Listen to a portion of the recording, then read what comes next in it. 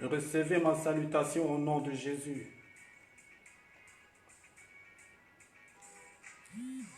Le message que nous allons partager aujourd'hui est intitulé « Ta beauté ne détermine pas ton caractère et tes intentions. » Ta beauté ne détermine pas ton caractère et tes intentions. Frères et sœurs, il est important de savoir que Dieu ne tient pas seulement compte de ton apparence extérieure ou de ce que tu déclares, mais Dieu tient aussi compte de tes actes que tu poses. Bien-aimé, tu peux avoir le don de prophétie, mais si ton caractère et tes intentions ne sont pas brisés par la parole de Dieu, ton don de prophétie ne changera pas ton caractère ni tes intentions.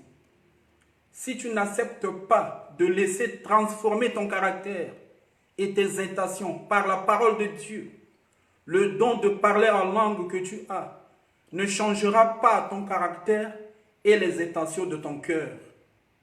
Même si c'est toi la personne la plus onctionnée, tant que tu ne manifestes pas ton caractère et tes intentions dans la soumission à la parole de Dieu, ton onction ne pourra pas changer ta vie.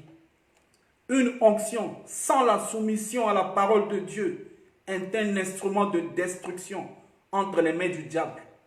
Même si tu es un fils ou une fille sur qui tes parents ont beaucoup investi pour que tu sois ce qu'ils veulent que tu deviennes dans la vie, mais ce grand investissement qui a été fait par tes parents en ta faveur ne fera pas forcément de toi ce qu'ils veulent que tu deviennes si tu n'as pas de bonnes intentions et un bon caractère.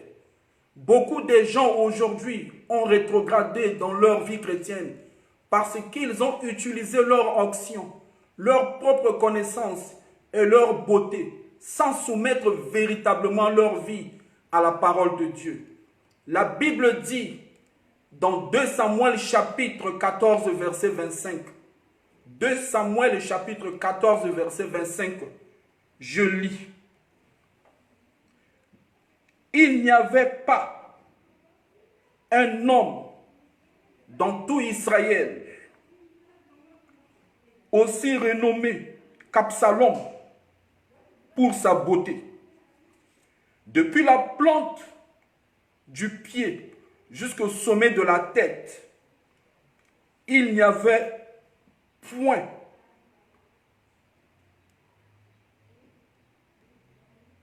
de défaut. Il n'y avait point en lui, je m'excuse, il n'y avait point en lui de défaut. Amen. C'est ce que la Bible déclare. Il n'y avait pas un homme dans tout Israël aussi renommé qu'Absalom pour sa beauté. Depuis la plante du pied jusqu'au sommet de la tête, il n'y avait point en lui de défaut. C'est ce que la Bible déclare. Absalom, l'un des fils du roi David, était élégant. Personne n'égalait la beauté d'Absalom. Il n'avait aucun défaut physique sur son corps. Depuis la plante du pied jusqu'au sommet de la tête.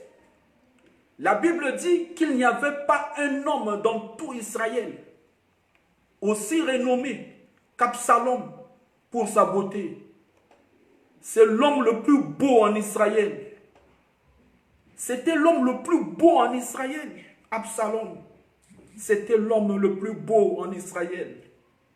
Absalom était renommé, apprécié par tout le monde à cause de sa beauté, à cause de son élégance. Mais l'élégance et la beauté d'Absalom cachaient quelque chose. La Bible déclare dans 2 Samuel chapitre 13 verset 28 à 29. 2 Samuel chapitre 13 verset 28 à 29. Absalom donna cet ordre à ses serviteurs. Faites attention, quand le cœur d'Amnon sera égayé par le vin, et que je vous dirai, frappez Amnon,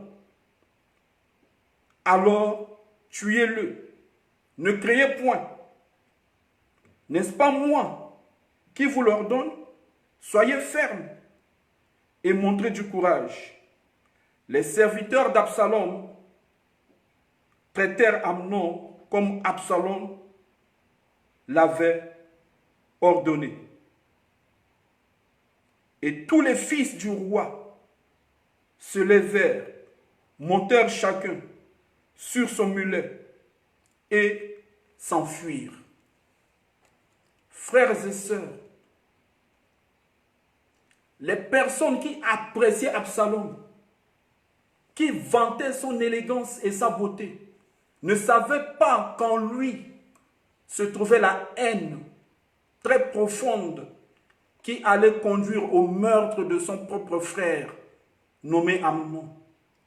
Absalom, avec son élégance, donnait l'apparence d'être une bonne personne vis-à-vis de son frère Amnon.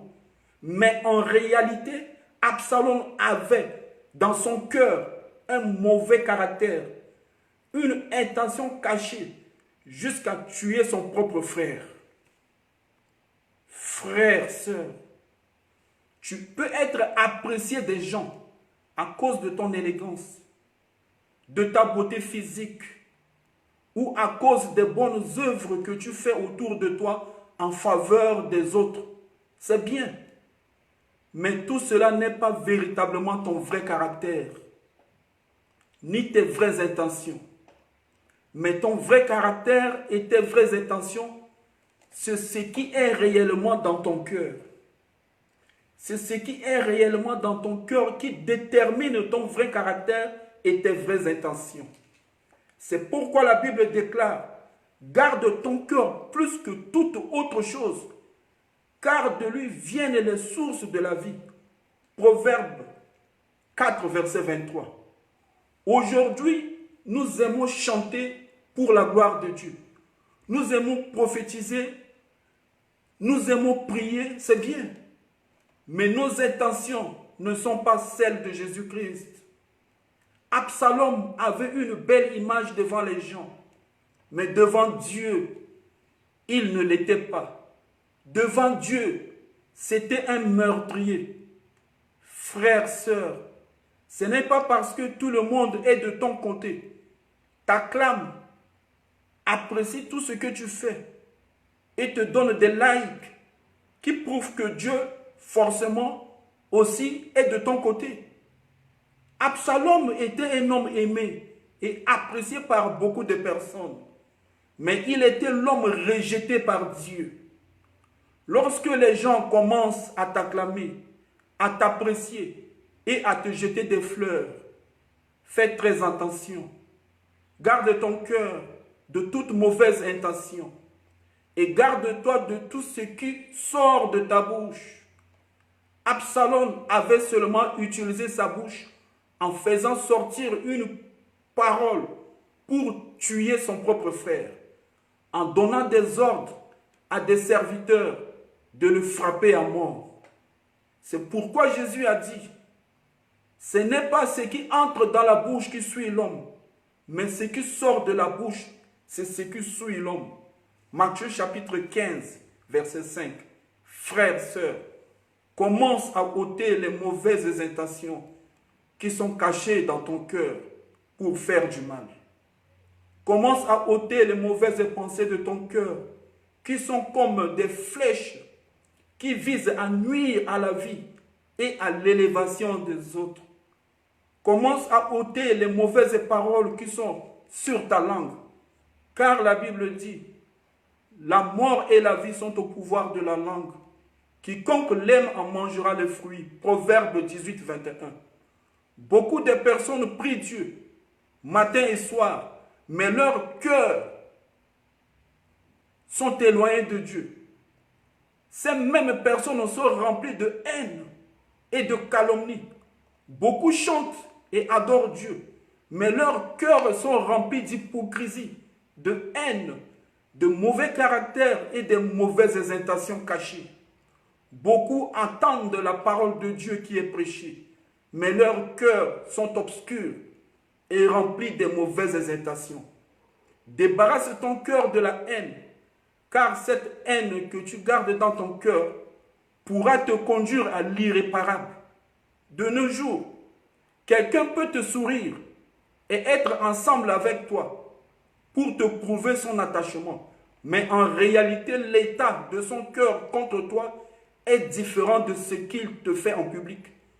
Ce n'est pas le fait d'être chaque dimanche à l'église qui fait de toi un chrétien ou une chrétienne, mais c'est le fait de mettre en pratique la parole de Dieu dans ta propre vie. Ce ne sont pas le port des tenues religieuses ou des robes religieuses qui te fera entrer dans le royaume de Dieu, mais c'est le fait d'entretenir ta vie que tu as donné à Jésus en revêtant le caractère défini par le fruit de l'esprit qui sont énumérés dans Galates chapitre 5 verset 22.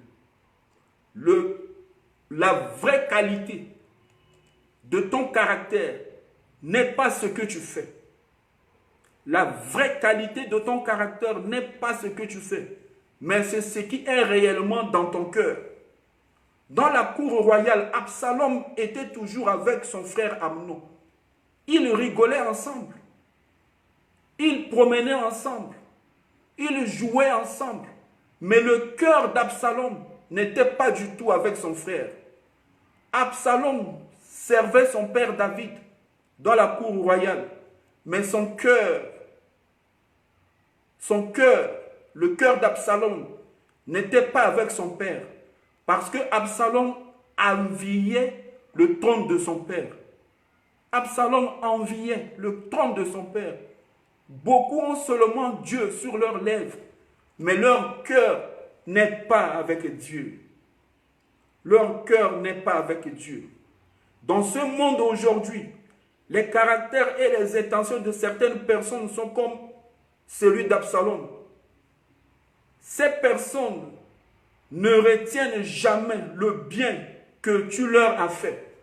Ces personnes peuvent rire avec toi, peuvent te saluer, peuvent manger avec toi, peuvent être parfois à tes côtés pour te prouver qu'elles sont avec toi.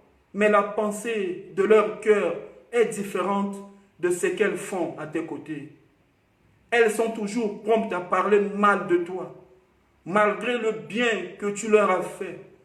Les gens qui ont un mauvais caractère, comme Absalom, réfléchissent toujours pour chercher des voies et moyens pour te nuire et brandissent toujours aux autres que tu es une mauvaise personne.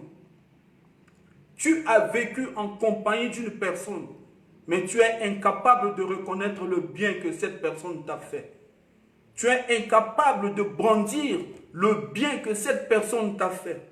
Tu aimes brandir toujours les défauts au nom de cette personne. Tu n'es pas différent ou différente d'Absalom, qui paraissait beau à l'extérieur devant les gens, mais dont son cœur à l'intérieur était rempli de haine contre son frère. Les personnes de mauvais caractère et de mauvaises intentions, comme Absalom, cherchent toujours à attirer les gens à te haïr et à te regarder d'un mauvais regard. De nos jours, nous voulons faire ce que nous voulons, mais nous ne voulons pas faire ce que Dieu nous demande de faire. Nous voulons faire ce qui nous plaît, mais nous ne voulons pas faire ce que Dieu veut que nous fassions. Nous voulons faire notre volonté, mais nous ne voulons pas faire la volonté que Dieu nous demande de le faire. C'est ça, les caractéristiques des hommes aujourd'hui. C'est ça, la pensée humaine aujourd'hui. Nous voulons faire que notre volonté. Mais la volonté de Dieu, nous ne voulons pas la faire. La volonté que Dieu nous demande, nous ne voulons pas la faire. Jésus était soumis à la volonté de son Père. Voilà pourquoi il pria dans Luc 22, verset 42, disant, « Père, si tu voulais éloigner de moi cette coupe, toutefois que ma volonté ne se fasse pas, mais la tienne. » Nous voyons dans ce passage que Jésus était soumis à la volonté de son Père. Ce n'est pas notre élégance ou notre beauté extérieure qui détermine que nous avons un bon caractère ou une bonne intention. Mais c'est notre soumission à la volonté de Dieu. Ce n'est pas notre propre volonté qui détermine que nous sommes chrétiens ou chrétiennes. Mais c'est notre soumission à la parole de Dieu. Combien de personnes aujourd'hui dans ce monde sont soumises à la parole de Dieu? Lorsque les humains te parlent, tu prêtes tes attentions. Mais lorsque Dieu te parle par sa parole, tu t'en fous. Tu aimes parler mal des autres. Tu aimes causer des problèmes aux personnes qui t'ont aidé dans la vie. Ce type de caractère n'honore pas Dieu. Ce type de caractère ne plaît pas à Dieu. Ce type d'intention ne glorifie pas Dieu. Ce type de caractère rejette Dieu. Dieu a horreur de ce type de caractère et de ce type d'intention. La Bible dit dans Matthieu chapitre 5, versets 23 à 24. Si donc tu présentes ton offrande à l'autel et que là tu te souviens que ton frère a quelque chose contre toi, laisse là ton offrande devant l'autel et va d'abord te réconcilier avec ton frère, puis viens présenter ton offrande. Frère, sœur, que gagneras-tu à manifester toujours de la haine envers des gens qui t'ont fait du bien dans la vie? Pourquoi jettes-tu des pierres contre ces personnes en devenant ennemi contre elles? Pourquoi lances-tu des épines contre les mains qui t'ont ouvert la porte? Pourquoi es-tu en compétition avec ceux qui t'avaient soutenu au moment où tout semblait bloqué pour toi? Pourquoi mépriser la personne qui t'a secouru, qui t'a donné à manger et qui t'a aidé d'aller d'un point A à un point B? Manifestons l'amour autour de nous. Manifestons l'amour autour de nous. Mes frères et sœurs, Jésus a manifesté la véritable amour dans ce monde. Tu ne peux pas prétendre être pour Jésus-Christ si tu n'as pas l'amour des uns des autres en toi. Au dernier jour, beaucoup seront surpris au retour de Jésus-Christ parce que leur cœur n'était pas rempli d'amour pour les uns les autres. L'amour peut entrer là où la haine et la rancune ne peuvent pas entrer. L'amour permet d'entrer là où la calomnie et l'hypocrisie ne peuvent pas entrer. L'amour véritable n'est pas là pour détruire, ni pour diviser, ni pour rejeter les autres. Mais l'amour véritable apporte la réconciliation. L'amour véritable construit la paix autour de soi, mais pas d'entretenir la haine dans notre cœur contre nos prochains. Que gagneras-tu si tu continues toujours à garder de la haine dans ton cœur? Repens-toi du mal qui est implanté dans ton cœur et demande pardon à Dieu. Au lieu de fixer tes regards sur les défauts des autres, il faut laisser inonder ta vie par l'amour en fixant tes regards sur Jésus-Christ. Jésus était rejeté par les hommes, mais il manifestait toujours de l'amour pour eux, même négligé et humilié. Jésus était toujours humble face à ses ennemis. Donne ta vie à Jésus en croyant en lui pour sauver ton âme. Jésus, dans son parcours ici sur la terre, avait un caractère dominé par l'amour et l'humilité. Frères et sœurs, manifestons les intentions et les caractères d'amour et d'humilité qui étaient en Jésus-Christ. Que Dieu vous bénisse au nom de Jésus.